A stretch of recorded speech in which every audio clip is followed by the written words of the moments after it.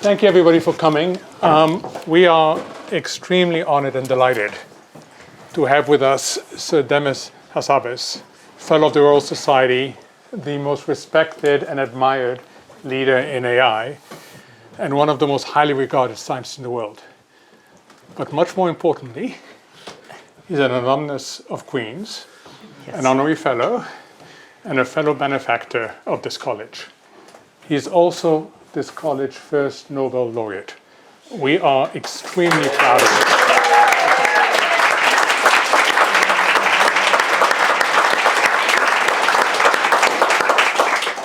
So I could spend the next hour telling you about Demis and simply going through his CV, but I'm not going to do this. Thankfully.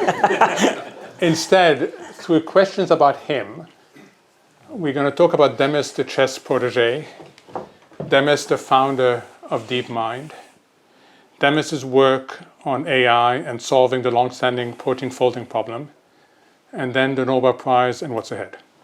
And this way, we're trying to complement the incredible lecture you gave, which Alice introduced, that I see quite a few people were here, so I had to rewrite my notes quite a bit.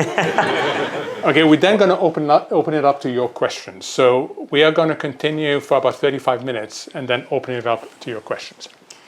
Well, thanks for, it's amazing to be here, and thanks for hosting this, Mohamed. It's a real honor to be here, and thanks everyone for coming. It's so amazing to see so many old friends and supporters and mentors, and also new friends and colleagues that it's going to be great to chat to after this at dinner.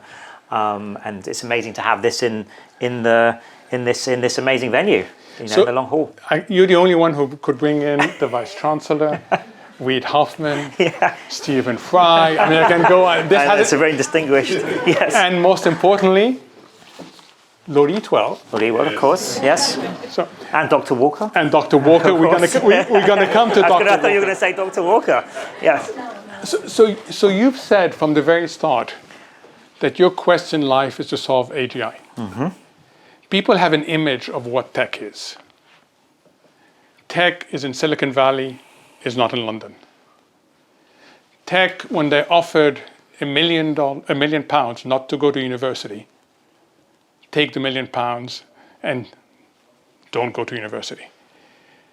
When Google comes along to merge, rather than think about what computing power that brings to them, they'll think, no, I'm going to stay outside and maximize the value of my startup. Tech goes fast and breaks things. You've done none of these. So explain to us a little bit how you've gone against every single conventional wisdom in your world. Well, look, there's lots of aspects to that. The first fundamental thing is I've always dreamed of doing this from the beginning. Maybe if those of you in the lecture can see, I've been thinking about this for more than 30 years. And I would have done this no matter what. So work on AI, try to advance the frontiers of science. I always dreamed of, and places like this Cambridge inspired me to dream of maybe doing something one day worthy of the greats that I read about, and idolized in some ways when I was growing up, the Turings and the Babbages and the Cricks and so on. And which this place represents, and I think all of you who came to Cambridge and are involved with Cambridge feel that.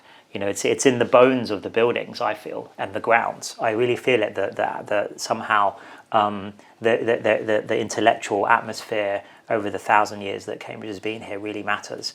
And so it's inspiring. That's why it was easy to turn down the £1 million, because I was not going to, once I saw that Crick and Watson film with Jeff Goldblum in it, I was like, that's where I'm going. How many people told you that was crazy? Well, lots of people, and today, with the way that Silicon Valley is today, it's like people, it's a badge of honor to drop out of universities or not go at all. I actually totally disagree with that, especially if you want to do what's now called deep tech startups. So startups where it's not just the latest, photo app or, gaming app or mobile app. You actually want to solve something important. I think startups are actually one of the best ways of doing that, but you also need the training. You need to understand what research really is. I think PhD is vital in that, actually understanding how to deal with the research discourse and to engage with that.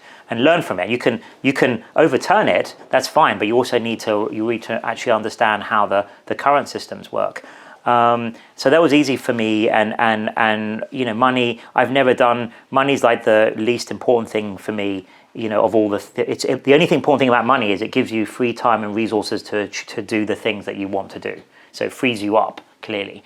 And that's why it was important. I couldn't even come to Cambridge if I hadn't earned the money doing theme park, so that I could come here. And in those days, fortunately, the university was free, and you actually got scholarships. I mean, today I think it's pretty bad that the amount people have to pay to get this experience, which is why we try to help with our personal philanthropy in scholarships and things for underrepresented, disadvantaged kids, because I think it's so important for them to get that opportunity that I had and others like me had. So I've always wanted to do that, and the reason is to I've always been obsessed and maybe troubled by the biggest questions and why more people aren't worrying about them all the time. I used to read all these, maybe I read too much science fiction and read too many biographies of these scientific greats, but I couldn't help but wonder, we don't know what time is, we don't know what consciousness is, we don't know how quantum mechanics works. How can everyone go about their daily lives when we don't know any of these super basic things? We literally don't know what time is. That's just incredible. How can we live with that in that situation? That's how I feel. I've felt this burning desire to have to know. Maybe I'm sort of incurable, inquisitive about just how does the world work. And when you follow that line, then you get to AI as, in my view, a natural answer to that question of I need to build. There's so many great questions that I want to know the answer to. Then maybe if you did that, just specialized in physics or psychology, you get to work on one of those questions. But they're all fascinating: time, consciousness, all of these things. So my answer to that was to build a general tool that in itself was a very interesting intellectual pursuit, but then had this double thing of also being a great tool for all the other questions that I wanted to answer. So this takes us to Queens. So you come here younger than your peers, having worked at Bullfrog, right? Yes. For a year. Yeah. And then you're around all these freshers. Yeah. What was it like? Well, look, it was actually the most amazing 3 years of my life. Still now, I've been working. You got to understand, I effectively been working since the age of 4. Right, because I've never had a summer holiday. So ever since I was a kid, every summer holiday, from the moment school broke up to the start of the next year, I'd be playing chess tournaments around the world, which is pretty intense and kind of, we were sort of doing that professionally. And then obviously in my year out and year and a half I did, I sort of slightly regret this, instead of traveling around South America or something, which is what I would have liked. I wish I'd done that as well somehow. I went straight, the day after my A-level results, I went straight to Bullfrog to work all the way to the first day at Cambridge. So when I got here, I was really ready for a break, and to sort of really just embrace everything Cambridge had to offer, not just intellectually but socially. And I do think that's why Queens specifically is amazing. And I was very lucky to get chosen by Dr. Walker to come to Queens, and we'll tell that story later. But because Queens is quite unusual in that all 3 years, at least at the time, I mean, I think it's still true now, but all 3 years where you were in college. So you really got to know everyone in the year, and it was a very family atmosphere. And we had an amazing year, and still my best friends now are people, actually they were in the front row of the lecture today, and are people I met here at Cambridge. Not only my best friends, who've lifelong friends, but also some of my most important colleagues, including like David Silver and others who are on AlphaGo, who I met here at Cambridge on the computer science course. So both professionally and socially, it was an amazing time for me here, and I was ready to embrace everything that Cambridge had to offer and sort of throw myself into that fully, and not worry too much about this mission of AI. I sort of picked that up again at the third year, but for a couple of years I was able to be just a normal, student and just absorb everything. You mentioned Robin Walker. Andy Kosh, my director of studies when I first came here. I was terrified of him. Absolutely terrified. How did you feel about Robin? No, it was not terrible. It was inspiring. I mean, well, Dr. Walker used to give us incredibly hard maths problems I think they were from like the 1960s or something, Dr. Walker, right? Just to make them extra hard, and then it made the exam super easy.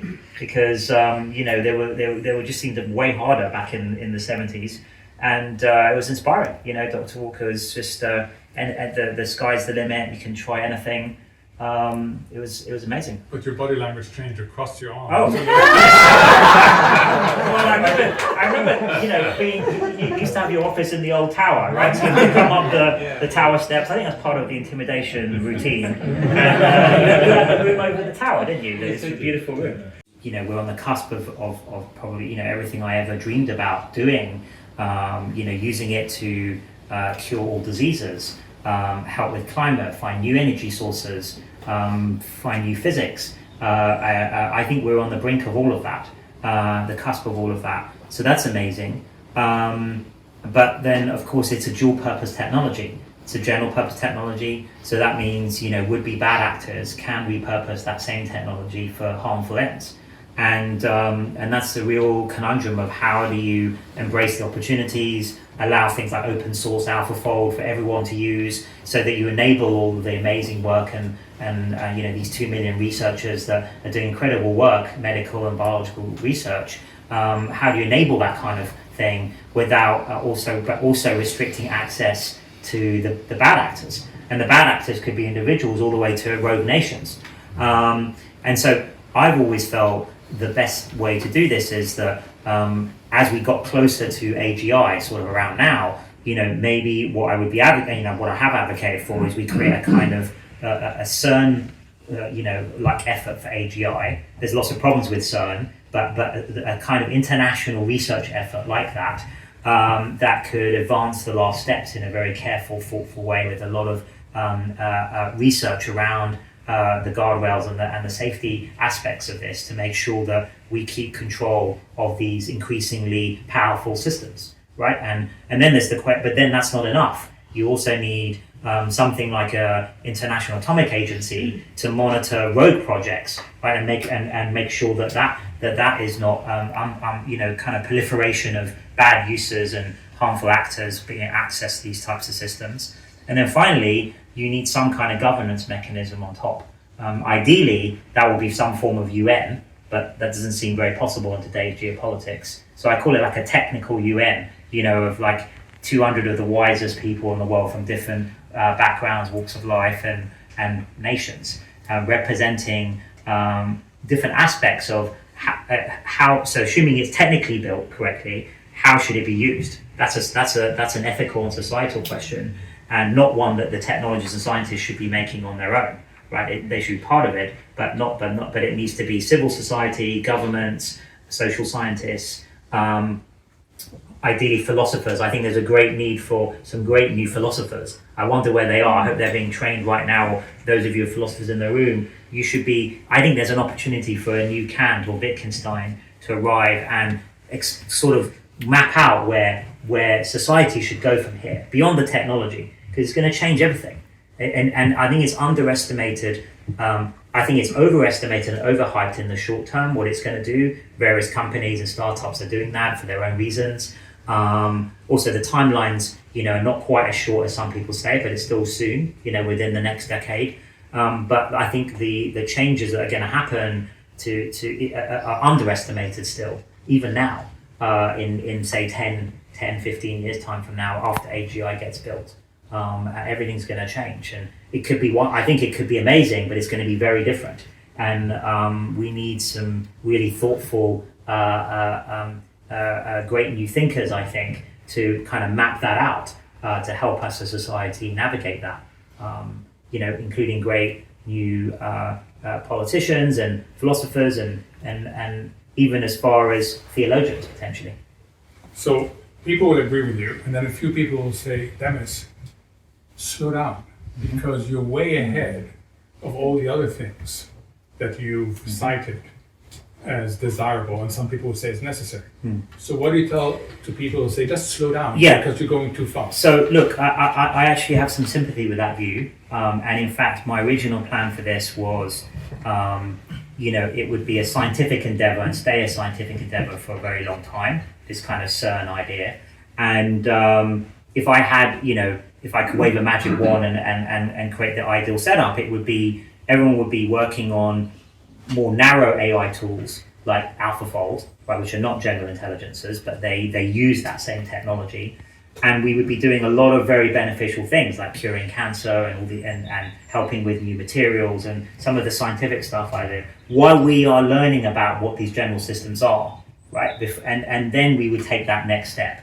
But the technology hasn't turned out that way. It's turned out, because the internet was available. I sometimes think of it as like the Industrial Revolution. This is how I describe it sometimes. What's happened is we're about to have the equivalent of, or maybe it's going to be bigger than the Industrial Revolution. But imagine the Industrial Revolution happened, but there was no coal or oil, right? So we just happened to have dead dinosaurs and dead trees in the ground, right? But it didn't have to be like that. Think about that. That's sort of completely accidental. That's the case, right? And so if you weren't able to power the Industrial Revolution by just digging up some coal or surface oil, imagine you had to jump straight to solar or nuclear. It would have taken that, how much harder that would have been. You were asked a question today about this notion of AI being labor enhancing and AI being labor displacing. Do you get a sense of the balance? And what do we do in a society where income gets completely decoupled from employment? Well, look, I feel first of all, in the next phase, maybe the next 10 years, I think you're going to get what normally happens with technology, which is jobs will be disrupted, but new jobs that we can't even imagine today will appear. And I think I mentioned in the end of the talk, even if we take an example like coding, which so many programmers I know are worried about that, because that seems to be, interestingly, one of the things that these new AI systems are better at for various reasons. Partly because you can create synthetic data in coding and maths that you can prove are correct or not correct. So when you're generating this synthetic data, it's very easy to put that back into your training set because you know for sure if it's correct or not. So and games are like that too. So there's a few areas of human discipline that are basically amenable to that. But on the other hand, many more, like maybe coding and all the power, creative power that gives you, will be available to everyone in society, not just programmers, which is actually a somewhat unnatural thing for our human brains to do. Logical coding, not that many people can do it. It's beyond the reach of many people. But there's, all of us are creative and maybe could think of great things or applications they would like. Maybe that is becoming into reach now in the next couple of years. So I don't know what that will create. So I think the first phase, the next 10 years, will be like that. Lots of disruption, but net more jobs. Then after that, post AGI, that becomes a question of then distributing the presumably the massively increased productivity gains that you get. Then that should imply, if you crack free renewable energy, for example, that changes everything. Resource extraction, you can start traveling to space for cheap. We start human flourishing across the solar system and the galaxy. I think it sounds crazy. That could be 10 years away, but I believe it is. But then there's different questions of how do you distribute that fairly. Let's say there's something like universal high basic income, or actually even better would be universal basic services, perhaps, right? So everyone, you can imagine, gets the equivalent lifestyle of what a millionaire Western person would have today. Right, and then so the example I give is you all get you all get a kind of self-driving medium car, but if you want a Ferrari, you still have to work to get that extra income for that. Right, but that might be quite a good setup. But then the question even after that is what is meaning for people if they don't have to necessarily work to provide for their families and other things. And this is again where it needs, I think, new philosophy. So when we look at the exciting future, we were with a friend of yours who had Astra on their phone, and we were in a museum, and they were going around and asking Astra, what am I looking at? Yeah. Tell people how powerful Astra is. Yeah, it's pretty amazing. It's still mind-blowing to me when I use it. So you hold your phone camera up, or also you could imagine it on your glasses, and it will understand everything in this room. You could ask it about these pictures, it will tell you about them. You could ask it, what's nearby, what's a good place to visit. So it will start becoming, once we get used to these systems, like you have the world's best recommendation system with you, the world's best digital assistant, and you carry it around with you on different surfaces. So, you'll be on your desktop, you'll be doing your work with it, put it on your game console, you'll be a game companion, and then you go out into the real world and it'll be with you. And I think it will enrich our lives and also make it way more efficient, do a lot of the mundane, everyday things that are bits of chores for us today, and just take care of that. Just like anyone who has a great assistant today, knows how valuable that is and how amazing that is to save you time and make you more productive. So, we kind of want that to be available to everyone. I don't want to say we curse you, but we think of you every time we do online interviews and we can't figure out whether the answers we're getting are genuine or AI. I could go on, but people in this room are much more interested and intelligent than me. So let me ask one final question. So we talked about you, the chess protege, we talked about you in the dating game, we talked about you in Queens and everything else.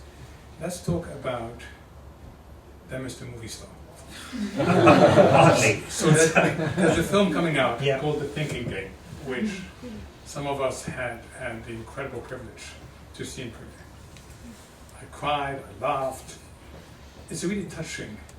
Tell us a little bit about how it came together, because I want to make sure you get lots of people going to the cinema. Well, look, first thing I say, it's hard for me to judge things. Like, I hate seeing myself on screen or seeing any interview of me, but there are these two amazing filmmakers, Greg Coes and Gary Craig, that we've trusted with this. They've actually been following us around, believe it or not, for like over a decade. And the reason was they first came to our attention when we were trying to make maybe a documentary about AlphaGo, or at least capture the soul match for posterity. We mostly thought for our own archives, really, and also maybe for future staff, like what we did. And so they came and they just filmed it. They were kind of like flies on the wall. And then about a year after that, the director came to me and said, "Look, we've got something really special here. It's a very emotional story." I was like, it's pretty dry. It's like a board game, and then there's some servers, and then there's people programming. It's nothing even physical. Like, how can this be a compelling story? And then they put together, but then they said, "But can you let us do a rough cut, and then you'll see it." And then they did it, and it was amazing. And they captured, because it's a very human story. If you've seen AlphaGo, the first movie, it's actually about, I think it's a film not about Go or AI. It's about the spirit of human endeavor and achievement and pushing yourself to the limit, whether that's us coding it or the incredible noble games players who obviously I empathize with it a lot because of my past as a games player, and I know what it would take to be at the level that someone like Lisa Doll is, and the absolute mastery of the art that he has. So it was an incredible, and I find that a very emotional film. It's on YouTube for those of you who want to see it. And then, because that was so good, they said, "Can we just follow you around for another few years?" And we said, "Fine." and we thought, actually, the reason in the back of our minds is we thought it would be important, because AI is going to be so big and so important. It's important for society, I think, to see behind the curtain of what are people like and what are their motivations in everyday life when they don't know they're being filmed and so on, about why they're trying to do this. What is the motivations? And I would ask all of you, and I say that you should query the motivations of any of the leaders of these technologies or companies. Like, why are they motivated to do it? Is it power? Is it money? But in my case, it's about science. But and you should understand what their motivation is, and then figure out how to interact with them or what to do about that. Because I think that especially now, because it's so high profile and so many people have got understood now what we understood 20 years ago, how important this was going to be. It's attracted a lot of characters who jump on bandwagons and are doing it for other reasons, right? And I think it's important for society to understand that and make choices about that. What services you use, but also whether we want something like a CERN to take us through the next steps. I think it's important for society to see for themselves, and I think a fly on the wall documentary is probably quite a good way of showing that your true, your kind of true self in a natural setting. I thought it was superb. I really did. We're gonna unfortunately have to end this very special event. We had a problem. How do we choose the students that can come here? So we thought the best thing to do is to outsource it to the JCR committee and the MCR committee. Okay? And they had to run lotteries and everything else, and despite that, you should see the letters I got. Because people are incredibly inspired by it. So thank you for that. And finally, I want to ask you all to join me in thanking Demis. We are extremely proud that Demis is one of us. So please join me in thanking Demis.